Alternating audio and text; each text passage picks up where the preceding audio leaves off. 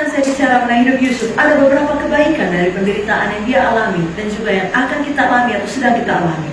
Yang pertama, penderitaan kita bila kita merespon dengan benar. Sekali lagi, bila kita merespon dengan benar. Ya, amin, Bapak Ibu Saudara. Amin. Akan membawa kita kepada kesempatan yang lebih baik. Amin. Kita lompat kepada seorang yang bernama Paulus. Alkitab ini, khususnya Perjanjian Baru, ditulis banyak oleh Rasul Paulus. Bahkan lebih daripada setengah Perjanjian Baru merupakan tulisan Rasul Paulus. Apakah Bapak Ibu Saudara kira-kira tahu dari mana dia menulisnya? Penjara. Dari penjara. Kalau tadi dia tidak di penjara, dia akan terus menginjil. Iya. Dia akan terus keliling. Dia akan terus melayani. Justru karena dia di penjara, mengalami penderitaan, pengalaman penjara, itu membuka kesempatan lebih baik sehingga dia menulis surat kepada sidang-sidang. Tapi kemudian Roh Kudus, Tuhan sendiri yang mempreserve, ya, memastikan surat-surat itu tetap awet, tetap terjaga, terlindungi, bahkan kemudian disusun menjadi Alkitab. Bukan hanya memberkati sidang pada masa itu seperti yang dipikirkan Paulus, seperti yang dimaksudkan Paulus, tapi memberkati semua sidang sampai ke akhir zaman. Amin. Amin. Amin. Dasar kita apa bagian kita, Tuhan akan lakukan bagian. Amin. Tahukah saudara, kitab Wahyu yang menerangkan mengenai kedatangan Tuhan kedua kali dan semua hal di masa yang akan datang juga ditulis oleh seorang rasul namanya Yohanes, di mana? Di Pulau Patmos, bukan pada waktu dia bersenang-senang, tapi karena dibuang, dikucilkan, dan tidak boleh keluar dari Patmos. Memang mati tua, tapi sama juga mati martirnya itu, dibuang di Pulau Patmos. Terus di situ terbukalah langit, Amin. terbukalah pewahyuan, tertulislah kitab Wahyu. Haleluya. Sehingga kita tahu apa yang akan terjadi di masa yang akan datang. Amin. Dan sebuah buku yang sangat berharga setelah Alkitab, katanya seluruh umat Kristen harus tahu cerita itu setelah Alkitab, yakni buku perjalanan seorang musafir. Dalam bahasa Inggris katakan Pilgrim Progress. Tahu saudara, ditulis oleh seorang bernama John Bunyan. Lagi-lagi di mana? Di penjara. Jadi penderitaan kita dapat membuka kesempatan lebih baik. Kalau kita ikut di dalamnya. Pada waktu itu terjadi mungkin kita tidak mengerti. Setelah selesai itu kita mengerti. Makanya waktu itu terjadi kita percaya pada Tuhan. Amin. Jadi kadang-kadang saudara menderita, Tuhan perjumpakan dengan orang yang tepat, di tempat yang tepat, pada waktu yang tepat. Amin. Bukan kesempatan yang lebih baik. Yes, haleluya. Percaya saudara? Amin. Haleluya. Haleluya. Saudara, dalam penderitaan, biar ini menguatkan saudara. Baik saudara, belum dalam penderitaan, saya tidak khawatir. Tuhan selalu punya cara untuk membentuk kita. Kita semua punya janji temu dengan penderitaan. Haleluya.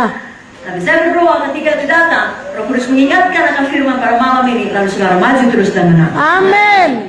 Yang kedua, penderitaan kita mempersiapkan kita untuk panggilan kita. Kalau Yusuf terus dibesarkan di dalam rumah ayahnya yang nyaman, sedangkan Tuhan sejak muda telah menaruhkan mimpi di dalam hatinya, itulah panggilan Tuhan, bahwa dia harus menjadi penguasa. Dia tidak akan punya karakter yang cukup tangguh, cukup kuat untuk menjadi penguasa. Amin. Karena kalau kelak dia menjadi penguasa, bahkan pada waktu dunia dilanda kelaparan, bukan hanya Mesir, seluruh dunia dilanda kelaparan, akan tentunya banyak masalah yang timbul. Dia tidak mampu menjawab itu semua, karena dia selalu hidup nyaman. Dia tidak tahu masalah. Saudara, aku sejak muda dia mendapatkan mimpi itu. Saudara mungkin sejak awal saudara selamat, Tuhan telah mulai bekerja yang baik. Filipi 1 ayat 6. Saudara tahu betul Tuhan punya panggilan besar dalam hidup saudara. Lalu kemudian mengalami banyak penderitaan, jangan bilang salahnya itu. Gak betul dia itu. Kalau memang Tuhan memilih aku, kenapa ini semua terjadi? Justru karena Tuhan mau mempersiapkan karakter. Amin. Supaya kita seimbang, dapat dipercaya di dalam panggilan itu, saudara. Tapi sekali lagi, ketika bentukan itu datang, ketika penderitaan itu datang, kita membuat pilihan.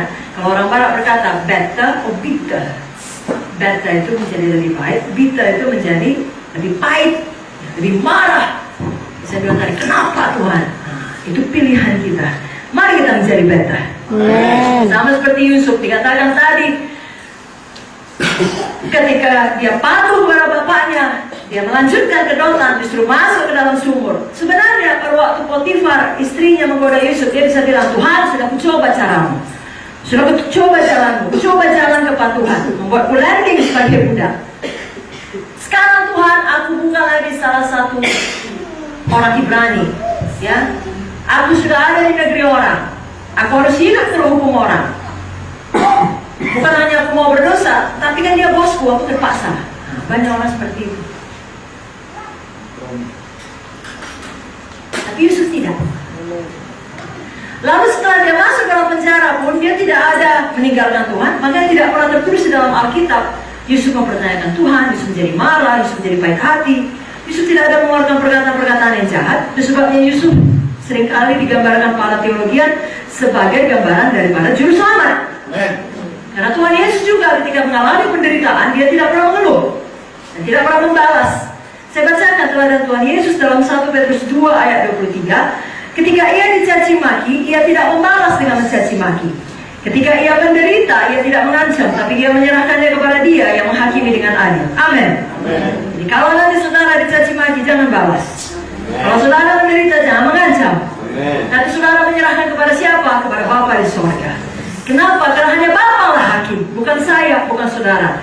Bapa tugasnya kelak akan menghakimi seluruh dunia. Kita tugas kita mengasihi. Amin, saudaraku. Lalu apalagi yang dilakukan Tuhan Yesus ketika dia dianiaya? Yesaya 53 ayat 7. Dia dianiaya, tapi dia membiarkan diri ditindas dan tidak membuka mulutnya. Dibiarkannya dirinya ditindas dan tidak membuka mulutnya. Seperti anak domba yang dibawa ke pembantaian, seperti induk domba yang keluar di depan orang-orang yang menggunting bulunya, ia tidak membuka mulutnya. Banyak hamba Tuhan yang sudah dewasa rohani tahu kalau dia masuk dalam penderitaan, dalam kehendak Tuhan, dia tidak buka mulut. Kalau banyak hoax berseliweran, dia tidak buka mulut. Adakah Yusuf sibuk membuka mulut? Tidak.